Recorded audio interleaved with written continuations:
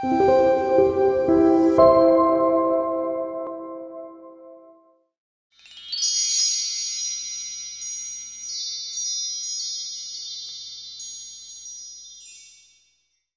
우리가 지난 시간까지 우리 13장에서 23장까지가 열방에 대한 심판이었잖아요. 그죠? 그 심판을 말씀하셨지만 또 열방이 하나님께로 돌아올 거를 말씀하셨어요. 그런데 이제 24장부터 27장까지가 이사야의 종말론이라고 하는 정말 아주 종말 때 있을 일에 대해서 한참 후의 일에 대해서 말씀을 하고 계세요. 그 이제 첫 시작 24장인데요.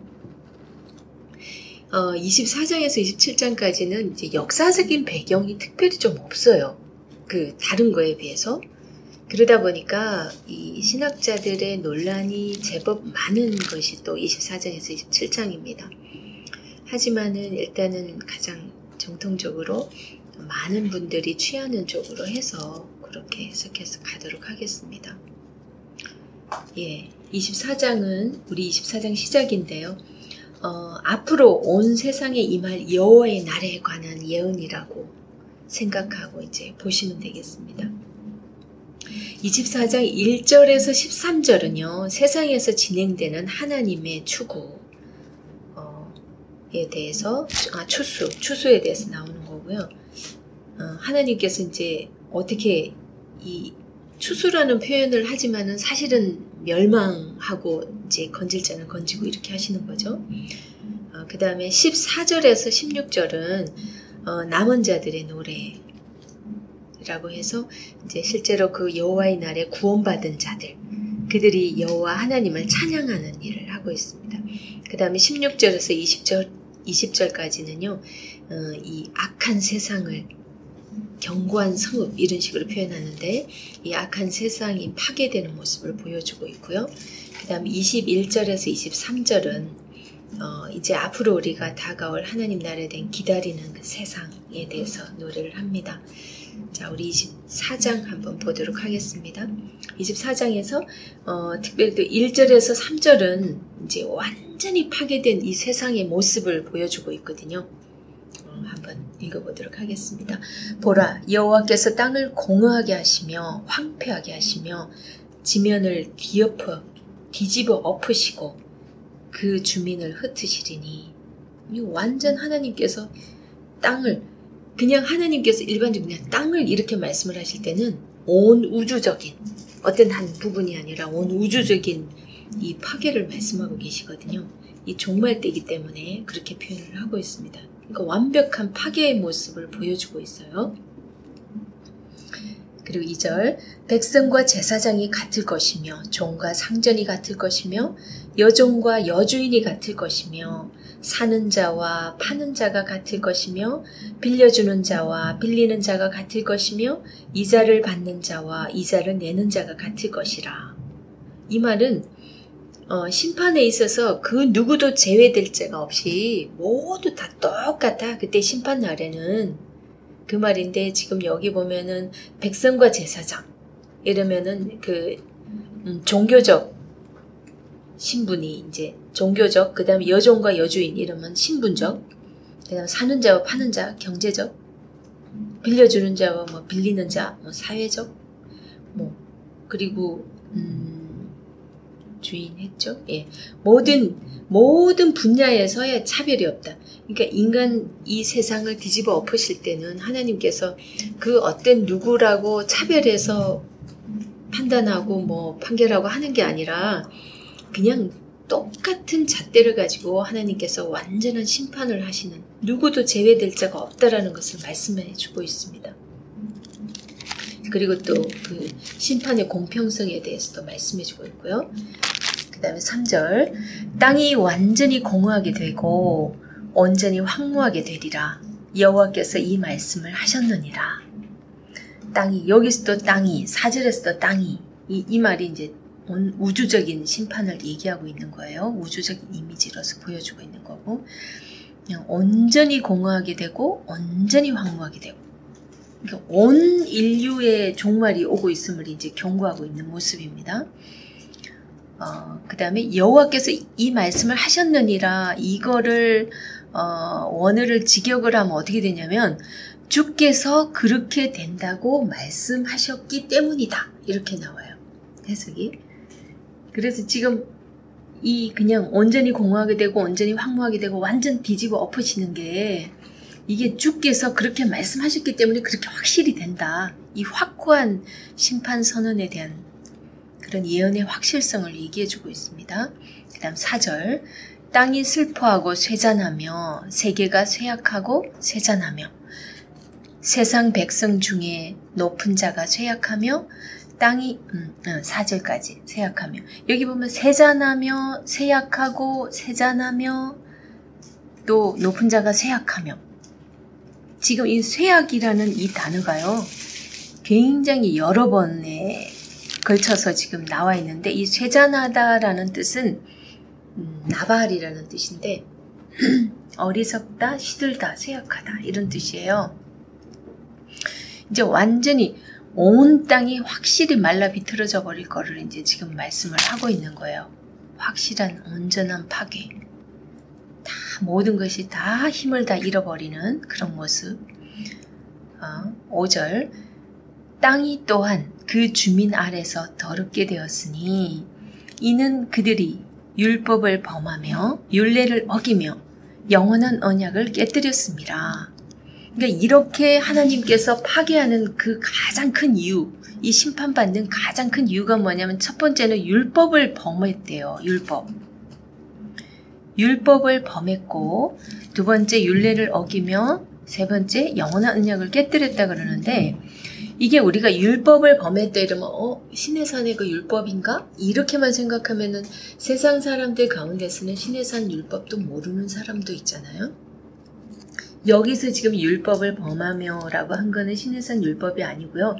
하나님께서 우리 인간들에게 준 이 세상 만물에게 주신 삶의 원리들, 삶의 기본적인 이치들, 자연적인 이치, 그 다음에 뭐 양심적인 부분, 뭐든 하나님께서 그냥 인간들에게 다 준 그런 기본 원리들을 깨뜨리기 때문이에요. 그 다음 두 번째, 율례를 어기며, 이 율례를 어겼다는 것은 하나님의 말씀이 삶의 기준이 되어야 하는데 다른 것으로 대체해버리는 행위. 그러니까 사람 그 자체가 중요한 게 아니라 돈이 하나의 평가 기준이 돼버리고 우리 왜 그 앞번에 했을 때 항상 그 하나님의 말씀이 기준이 아니고 또 어떤 기본 도덕도 기준이 아니고 다른 것이 이 잣대가 되는 것을 보면서 그때 지도자들 막 하나님께서 심판한다고 말씀하실 때 그때도 나왔었잖아요. 그래서 지금 여기에서 율례를 어기며 이거는 지금 기본적인 삶의 기준이 돼야 되는 그런 것이 하나님 보시기 아는 사람들이 세워놓은 기준 가치. 그러니까 어떤 것은 뭐 지식의 정도를 가지고 사람을 평가한다거나 아니면 돈이 많고 적음에 대해서 아니면 또 다른 직위 고하에 따라서 이렇게 평가하는 그런 것들. 그 다음에 언약을 깨뜨렸습니다. 여기서 이 언약은 노아의 언약과 신의 산 언약 그걸 이제 전체적으로 이렇게 보고 있습니다. 여기서 언약은 여기서 깨뜨렸다는 이 의미가 그냥 단순한 그냥 기본적인 반역 이런 뉘앙스보다는 완전 파기한 그런 것으로 지금 해석이 되고 있습니다. 그래서 이들의 삶 자체가 얼마나 이 세상이 이 마지막 때에 하나님 봤을 때 지금도 엉망인데 그때 마지막 때 되면 더 하겠죠. 근데 그런 상황을 두고 하나님께서 그렇게 파기를 할 수밖에 없다라는 것을 지금 보여주고 있습니다. 그래서 6절 그러므로 저주가 땅을 삼켰고 그 중에 사는 자들이 정죄함을 당하였고 땅의 주민이 불타서 남은 자가 적도다. 그러니까 거기에다가 두 가지를 더 더하고 있어요. 또 그러하기 때문에 저주가 땅을 삼켰대요. 여기 그러니까 좀 더 강한 의미예요. 지금 이거는 저주가 땅을 맹세를 파기한 데 대한 저주. 이거는 우리가 신의 산 신명기 28장에서 보면 이 하나님의 말씀을 어긴 자에 대한 주시는 그 저주들이 있잖아요. 이제 거기에서 그게 이제 이 사람들에게는 생각이 났을 거예요. 그걸 다 알고 있으니까. 저주가 땅을 삼켰고, 지금 이제 선포되는 것은 이스라엘 백성들에게 하고 있는 거잖아요. 유다 백성에게 지금 이사야가 선포하고 있는 거거든요. 그 사람들은 이제 그런 하나님 말씀을 어겼을 때 어떤 저주가 임한다는 것을 그 사람들은 다 알고 있죠. 그 저주가 땅을 삼켰고 그 중에 사는 자들이 정죄함을 당하였고 땅의 주민이 불타서 남은 자가 적도다. 그러니까 실제로 정말 다 죽고 남은 자가 심히 적은 이제 그런 상태를 보여주고 있습니다. 7절 그리고 7절에서 13절까지는 노래가 이제 사라진 세상을 보여주고 있어요. 항상 보면 여기 그 포도원 얘기할 때도 그러고 이스라엘 백성들은 이스라엘 그 포도원으로 비유를 했잖아요. 그리고 포도주 타작할 때 사람들은 막 노래하면서 흥겹게 수수 타작하고 그렇게 한다고 그랬잖아요. 근데 이 노래를 얘기할 때 항상 이게 포도즙, 포도나무 막 이런 거하고 같이 해서 그 사람들의 그 삶의 모습이기 때문에 지금 노래가 사라졌다 이 말 자체가 이제 하나의 심판으로서 지금 말씀하고 계세요. 새 포도즙이 슬퍼하고 포도나무가 세잔하며 마음이 즐겁던 자가 다 탄식하며. 이게 지금 새 포도즙이라 그러면은 이제 금방 빻아가지고 이제 금방 이제 포도주 만든 이제 그 상태예요. 그것이 슬퍼하고 포도나무가 세잔하. 왜냐하면 이 포도즙이 있어도 사람 먹을 사람이 없으니까 사람이 거의 다 죽고, 그다음 포도나무가 쇠잔하며 이 포도나무는 이제 말라 비틀어졌어요. 쇠잔하며 마음이 즐겁던 자가 다 탄식하며. 이제 그런 모습을 보고 탄식할 수가 밖에 없죠. 8절 소고치는 기쁨이 그치고 즐거워하는 자의 소리가 끊어지고 수금 타는 기쁨이 그쳤으며. 이제 그렇게 이제 포도주 타작하고 그렇게 할 때 이 사람들은 막 소고치며 즐겁게 이렇게 해야 되는데 이제 그런 것도 그런 소리도 이제 들을 수 없다 그러는 거예요. 그리고 9절 노래하면서 포도주를 마시지 못하고 독주는 그 마시는 자에게 쓰게 될 것이라. 이제 실제로 이제 포도주를 제대로 마시지도 못하지만 독주는 그 마시는 자에게 쓰게 된다. 정말 괴로워가지고 술을 마시면, 술을 마셔본 분들은 알겠지만 이제 괴로워서 마시는 그 술은 이제 쓰겠죠. 그 맛을 아는 사람은 아무도 없죠, 여기. 그죠? 네. 아무도 없을 거예요. 네. 그래서 쓰게 될 것이다 라고 얘기하고 있습니다. 이제 여기서 이제 8절 9절 같은 경우는 쾌락의 체험들도 이제 다 빼앗아가는 거예요. 인간의 죄의 결과가 첫 번째 7절에서는 이제 즐거움을 파괴하고, 이제 8절 9절에서 보면 그 쾌락을 다 빼앗깁니다. 인간의 죄의 결과로 인해서. 그 다음에 기쁨이 소멸돼요. 11절에 보면은 포도주가 없으므로 거리에서 부르짖으며 모든 즐거움이 사라졌으며 땅의 기쁨이 소멸되었도다. 이렇게 합니다. 그리고 10절하고 11절에 같이 나타나는데 그 다음에 네 번째가 좌절과 슬픔만 남는데요. 10절에 보면 약탈을 당한 성읍이 허물어지고 집마다 닫혀서 들어가는 자가 없으며 포도주가 없으므로 거리에서 부르짖으며 모든 즐거움이 사라졌으며 땅의 기쁨이 소멸되었도다. 인간의 죄의 결과입니다. 이게 즐거움이 파괴되고 쾌락의 체험이 빼앗기고 그 다음에 기쁨이 소멸되고 좌절과 슬픔만 남는 것이 이제 죄악을 범한 인간의 이제 결과로 지금 보여지고 있습니다. 그 다음에 12절 성읍이 황무하고 성문이 파괴되었느니라. 13절 세계 민족 중에 이러한 일이 있으리니 곧 감람나무를 흔듦 같고 포도를 거둔 후에 그 남은 것을 주움 같을 것이니라. 지금 이 13절에 보니까 예언의 범위가 이게 세계 민족 중에 라고 이렇게 얘기하고 있잖아요. 그러니까 유다 백성에게 말씀하고 있지만 유다 백성에게만 얘기하는 거예요. 아니고 아까 처음에 얘기했듯이 이제 우주적인 종말이 오는 이때를 얘기하고 있는 거예요. 세계 민족 중에 이러한 일이 있으리니 곧 감람나무를 흔든 같고 포도주를 거둔 후에 그 남은 것을 주음 같으리. 이거는 아주 적은 수밖에 남지 않을 것을 말씀하고 있는 겁니다. 심판이 얼마나 무서운지 우리는 아직 상상이 가지는 않아요. 하지만 이런 말씀으로 미뤄보는데 그때는 정말 그 두려움 자체 때문에 아무 말도 안 나올 것 같아요. 만약에 그 광경을 본다면. 그 다음 14절에서 16절은요. 남은 자들이 즐거워할 것을 또 얘기해주고 있습니다. 14절 무리가 소리를 높여 부를 것이며 여호와의 위엄으로 말미암아 바다에서부터 크게 외치리니 여기서 여호와의 위엄으로 말미암아 이 위엄이라는 단어가 하나님께만 꼭 쓰는 것이 영광이라는 단어거든요. 우리 히브리어로 독사 그 영광이라는 단어인데 이 위엄도 하나님에게만 쓸 수 있는 영광과 같이 비슷한 그런 의미로 지금 위엄을 나타내고 있는 이렇게 심판되는 그런 모습들을 보고서 실제 이제 남은 자들 이 무리가 소리를 높여 할 때 이 무리는 이 남은 자들입니다.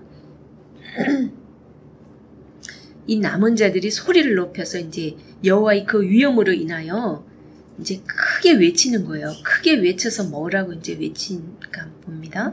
그러므로 너희가 동방에서 여호와를 영화롭게 하며 바다 모든 섬에서 이스라엘의 하나님 여호와의 이름을 영화롭게 할 것이니라. 이들이 이제 하나님을 영화롭게 한다는 것은 찬양하는 모습입니다. 이들이 이제 남은 자들의 노래라고 그랬잖아요. 14절에 15절은 이제 지금 이들 기뻐서 이제 막 하나님을 높이는.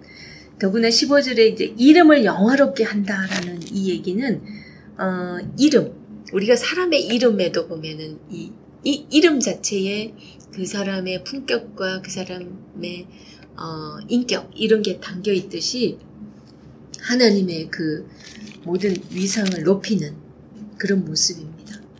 그 다음 16절 땅끝에서부터 노래하는 소리가 우리에게 들리기를 의로우신 이에게 영광을 돌리세 하도다. 그러나 나는 이르기를 나는 쇠잔하였고 나는 쇠잔하였으니 내게 화가 있도다. 배신자들은 배신하고 배신자들이 크게 배신하였도다. 도대체 또 이게 무슨 말일까? 이 굉장히 저도 이거 해석하기 전에 굉장히 어려웠어요. 이 말이 도대체 무슨 말인가? 굉장히 어려웠어요. 이렇게 하는데 왜 이사야가 나는 세잔하였고 나는 또 세잔하였으니 내게 화가 있도다. 왜 이렇게 얘기를 하고 있냐면요. 이사야가 뭘 보냐면은 배신자들의 모습을 본 거예요. 이게 세잔하였고 세잔하였도다.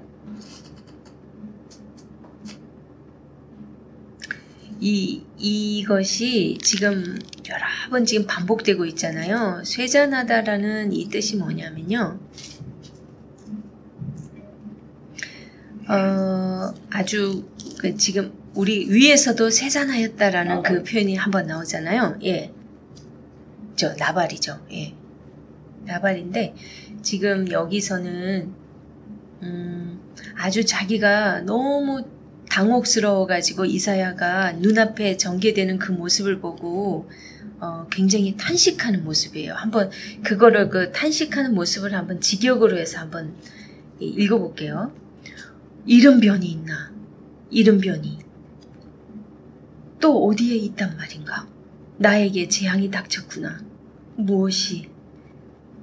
그러면서 이렇게 그냥 굉장히 이 부분하고 이게 너무 많이 틀리더라고요. 이렇게 지금 새 번역에서는 사실 이렇게 번역을 해주고 있어요. 이렇게 이사야가 그렇게 하는 이유가 배신자들은 배신하고 배신자들이 크게 배신하였도다. 이제 이 배신자들에 대한 부분 때문에 이사야가 아주 그냥 마음이 힘들어하는 그런 모습을 지금 여기서 보여주고 있어요.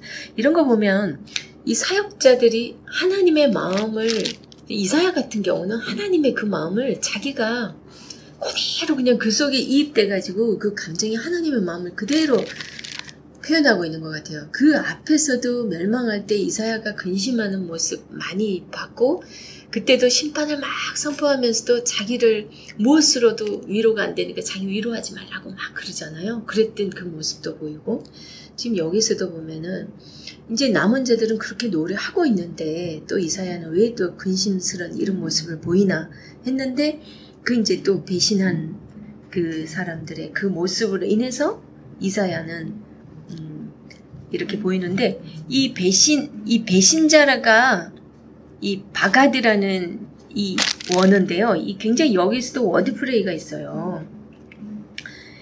이게 배신자 할 때 이거 바가드, 그 다음에 배신자가 배신하고, 그 다음에 크게 배신하다 할 때 크게가 베게드예요.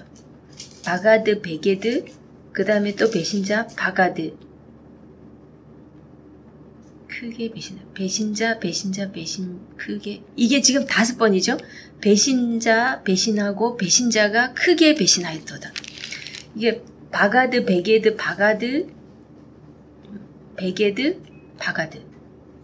이렇게 해가지고, 이거를 5번에 걸쳐가지고, 이거를 이렇게 반복하는 거가, 이거는 굉장한 이 사람들의 상황이 너무 추한 이 모습을 강조하기 위해서 히브리어 원어를 일부러 이렇게 비슷한 말로서 이렇게 강하게 이렇게 나란히 배열을 시켰다고 이렇게 해석을 하고 있어요. 참 히브리 사람들은 머리가 좋아야 될 것 같아요.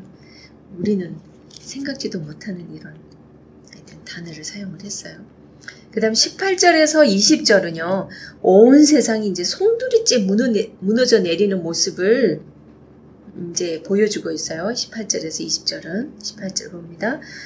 두려운 소리로 말미암아 도망하는 자는 함정에 빠지겠고 함정 속에서 올라오는 자는 올무에 걸리리니 이는 위에 있는 문이 열리고 땅의 기초가 진동함이라. 지금 이게 이 사람들을 멸망시키는 사실은 이 대적들을 멸망시키는 모습인데요. 이거를 어디에다 비유를 했냐면 옛날에 사냥꾼들이 이 짐승을 잡을 때 맨 처음에 굉장히 두려움을 준대요. 두려움을 막 줘서 막 도망가면 딱 올무에 걸리게 만든대요. 올무에 딱 걸리게 해가지고 그렇게 이제 딱 잡는데 지금 이 함정을 파놓고 그게 올무에 걸리게 하는데 그거를 지금 여기다가 대입해서 사용하는 거예요. 그 사냥꾼들이 사용하는 그것을 지금 여기다 사용했는데 이 두려움이라는 단어가 원어로 파하드예요. 파하드. 그 다음에 함정이라는 게 파하트예요. 내가 왜 이 원어 필요한 것만 얘기해 줍니다. 두려움은 파하드고 함정은 파하트, 올무는 파흐. 너무 비슷하죠. 그러니까 이런 걸로 딱 이렇게 나열을 시키면서 그러면서도 또 이렇게 짐승을 잡을 때에 그 사냥꾼들이 하는 그 모습을 그렇게 꼼짝달싹 없이 그냥 사람들이 잡힐 수밖에 없는 그 악인들의 그 세계 거민들, 그래 세계 민족들, 그러니까 하나님을 경외하지 않는 그 사람들을 어떻게 식으로 해갖고 잡냐, 이렇게 빠져나가지도 못하도록 이렇게 두려움을 주고 함정을 파고 올무에 걸리게 하는 이런 모습으로 이렇게 그냥 그들을 잡는다는 거예요. 올무가 파흐. 네, 파흐. 두려움이 파드. 함정은 파트. 올무는 파흐. 네. 이거는 우리 아모스서 5장 19절을 보면요. 왜 그런 표현이 있죠. 사자를 피하다가 곰을 만나거나 또 집에 가서 또 뱀에 물린가 같도다. 이런 표현이 있잖아요. 그거랑 이게 똑같은 표현이에요. 이게. 그러니까 어떻게 하든 도망을 가봐야 소용없다. 완전한 하나님의 확실한 멸망이에요. 이들한테 확실히 와닿도록 그 짐승들 어떻게 잡는지 알지? 그런 식으로 당할 거야 라고 말씀을 해주는 거예요. 자, 19절. 땅이 깨지고 깨지며 땅이 깨지고 깨지며 땅이 갈라지고 갈라지며 땅이 흔들리고 흔들리며 이게 단어의 반복을 쭉 이렇게 하잖아요. 이거는 히브리어는 그 형용사 뭐 아주 최고급 이런 게 없잖아요. 그런 게 없기 때문에 반복은 엄청나게 강조하기 위한 그런 표현으로서 강조기법으로 반복을 쓴 거예요. 그 다음에 20절. 땅이 취한 자같이 비틀비틀하며 원두막같이 흔들리며 그 위에 제약이 중함으로 떨어져서 다시는 일어나지 못하리라. 이게 지금 원두막은 지금 옛날에는 침망이라고 이렇게 표현이 됐거든요. 옛날에 요거 앞에 성경에는 이 원두막이 이제 좀 흔들흔들 이렇게 침망 아시죠? 어떤 건지. 그죠? 나무 사이에 이렇게 사람들 흔들흔들. 맞아요. 그런 침망. 예. 아주 그냥 불안한 이제 임시 거처가 되는 것. 임시 거처를 이제 이 원두막같이라고 얘기하고 있고요. 그 다음에 그 위에 죄악이 중함으로 이게 죄악은 파샤로서 이제 반역 범죄를 얘기하는데 이 중하다는 카바드 이거 아주 무겁다는 것을 얘기해주고 있는데요. 이게 이렇게 하는 것이 이 모든 것이 사람의 죄 때문이다 라고 얘기를 해주고 있습니다. 죄 때문인 것을 또 한번 강조를 해주고 있어요. 그래서 이제 다시는 그게 이제 그렇게 중에서 떨어짐으로 다시 일어나지 못한다. 이 다시 일어나지 못한다. 이 쿰 우리 달리다 쿰 할 때 소녀야 일어나라 할 때 쿰 아시죠? 이게 일어나다는 이 쿰인데 이 단어가 이사야서에만 7번이 사용이 됐어요. 다른 데는 거의 사용된 데가 없는데 이게 이사야서는 7번이나 사용돼서 이 전반적으로 이렇게 걸쳐 있어서 더구나 이걸 보고서 이제 신학자들이 더욱 이사야서가 한 사람이 쓴 단일설에 대해서 더욱더 강하게 얘기하고 있습니다. 그리고 21절부터 23절은요, 이제 또 이 남은 자들이 이제 기다리는 세상입니다. 21절. 그날에 여호와께서 높은 데에서 높은 군대를 벌하시며 땅에서 땅의 왕들을 벌하시리니, 이 그날에는 그야말로 그날입니다. 종말의 그날. 높은 데에서 높은 군대. 이거는 하나님을 대적하는 존재로 해석이 되고 있어요. 높은 데에서 높은 군대. 우리가 생각하면 하나님 군대인가 이렇게 생각하는데 그게 아니고 하나님을 대적하는 존재, 악한 존재를 이 높은 데서 높은 군대. 욥기 1장 6절에도 그렇게 표현이 되어 있고요. 그것을 벌하시며 땅에서 땅의 왕들을 벌하시리니 그러는데 이게 땅의 왕들 역시도 그러니까 악의 세력과 그들과 동맹한 왕들이라고 이렇게 일반적으로 세상 왕을요 하나님께서는 좋게 평가하지 않아요. 세상 왕들을 항상 왕은 하나님이 세운다 하지만 거의 보면 세상 통치자들은 이 악의 세력과 많이 결탁되어 있어요. 이제 지금 하나님을 두려워하지 않는 그 왕들입니다. 땅의 왕들을 벌하시리니, 그러니까 악의 세력의 이제 심판으로 이제 그들과 동맹한 하나님의 대적자, 인간 왕도 이제 심판을 받는 모습이죠. 이 대표적인 사람이 다니엘서 4장 32절에 보면 느부갓네살 왕, 느부갓네살 왕이 이제 그런 왕으로서 심판받는 모습. 이제 다니엘을 통해 가지고 예언이 되잖아요. 22절. 그들이 죄수가 깊은 옥에 모임같이 모이게 되고 옥에 갇혔다가 여러 날 후에 형벌을 받을 것이라.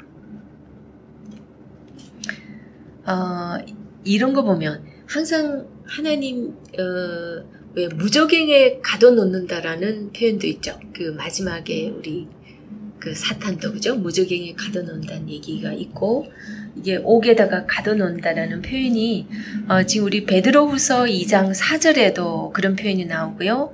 요한계시록 9장 2절에도 그런 표현이 나옵니다. 항상 이런 그 악의 세력들 바로 심판하지 않고 감옥에 가두어 두었다가 심판을 하는 모습을 우리가 짐작해 볼 수 있어요. 그 다음에 23절. 그때에 달이 수치를 당하고 해가 부끄러워하리니 이는 만군의 여호와께서 시온산과 예루살렘에서 왕이 되시고 그 장로들 앞에서 영광을 나타내실 것임이라. 이렇게 하고 있습니다. 지금 23절 같은 경우는요. 종말에 이루어질 하나님의 영광스러움이 묘사된다고 보면 돼요. 하나님의 영광스러움이 묘사되면서 이제 이 달이 수치를 당하고 해가 부끄러워진다. 이거는 계시록에도 많이 나오잖아요. 이제 그 나라의 중심이 이제 예루살렘이 되고 여기 보면은 여호와께서 시온산과 예루살렘에서 왕이 되시고 이 예루살렘은 하나의 상징적으로서 하나님 나라의 중심으로서 지금은 그렇게 상징으로 표현되고 있어요. 그리고 백성을 대표하는 장로들이 영광 중에 주를 이제 보필할 그럴 모습을 지금 보여주고 있습니다. 이거는 요런 현상, 요런 모습은 출애굽기 24장 9절에서 11절에도 표현이 되고 있고요. 그 다음에 출애굽기 24장 9절에서 11절, 그 다음에 요한계시록 4장 4절, 그 다음에 9절에서 11절, 4장 그렇게 보여지고 있습니다. 특히나 달이 수치를 당하고 해가 부끄러워한다. 이거는 그 나라 영광이 너무 눈부시고 크기 때문에 지금 우리 해나 별, 달 이런 게 지금은 가장 그래도 빛의 상징이잖아요. 하나의 모형이거든요. 그 하나님의 영광의 빛에 비하면 얘들이 아무것도 아닌 거예요. 그러니까 이게 달이 수치를 당한다고 표현을 하는 거예요. 정말 그들도 빛을 잃고 부끄러워서 고개를 떨굴 수밖에 없는, 감히 이제 빛을 낼 수 없는 존재로서 하나님의 영광의 빛이 그만큼 강하다는 거죠. 그리고 또 이거는 어떤 한 해석으로는 고대 근동에서는 해, 달 이런 거를 많이 신으로 많이 섬겼어요. 우상으로서. 그 옛날에 우리 어른들도 보면 좀 해, 달한테 많이 비는 거, 그죠? 우리 엄마도 자주 비는 거 봤어요, 저. 그러니까 해와 달을 이렇게 막 빌기도 하고 그러는데, 고대 근동에서는 해와 달을 우상으로 숭배했는데 이들이 이제 수치를 당하는 것으로 해석하는 분도 있어요.